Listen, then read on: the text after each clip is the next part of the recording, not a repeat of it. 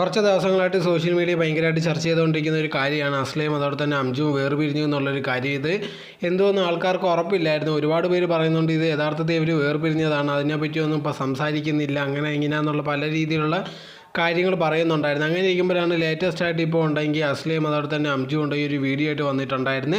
രണ്ടുപേരും ഇരുന്ന് പറയുന്നുണ്ട്, ഒരുപാട് പേര് ഇത് കണക്ക് പറയുന്നുണ്ട് ഞങ്ങൾ വേർപിരിഞ്ഞു അങ്ങനെ ഇങ്ങനെയാണെന്നുള്ള രീതിയിലൊക്കെ പല റൂമേഴ്സും വരുന്നുണ്ട്. അതൊന്നും ഒറിജിനലായിട്ടുള്ളതല്ല, ഞങ്ങൾ ഇപ്പോഴും ഒന്നിച്ച് തന്നെയാണ്, ഞാനിവിടെ ഈ ജോലിയായിട്ട് വിദേശത്താണ് നിന്നുകൊണ്ടേ ഇരിക്കുന്നത്, അതുകൊണ്ടാണ് ഇങ്ങനത്തുള്ള വീഡിയോസിലൊന്നും എനിക്ക് വരാൻ സാധിക്കാഞ്ഞത്. അത് കണ്ടപ്പോഴത്തേക്ക് ഒരുപാട് പേര് ഇത് കണക്ക് ഞങ്ങൾ വേർപിരിഞ്ഞു, കുഞ്ഞു ജനിച്ചതിന് ശേഷമാണ് ഇങ്ങനെ സംഭവിച്ചതെന്നുള്ള രീതിയിലൊക്കെ ഒരുപാട് ഇല്ലാത്ത കാര്യങ്ങളൊക്കെ ഉണ്ടാക്കി പറയുന്നുണ്ട്. അതുകൊണ്ട് അങ്ങനത്തുള്ള ഒരു പ്രശ്നങ്ങളോ ഞങ്ങൾ തമ്മിൽ ഇല്ല, ഇനി ആർക്കെങ്കിലും അങ്ങനെ എന്തെങ്കിലും ഉണ്ടെങ്കിൽ അത് മാറ്റാൻ വേണ്ടിയാണ് ഞങ്ങൾ ഇതേ കണക്കുണ്ടെങ്കിൽ വന്നിരിക്കുന്നതെന്നുള്ള രീതിയിലായിരുന്നു അവർ പറഞ്ഞിരുന്നത്.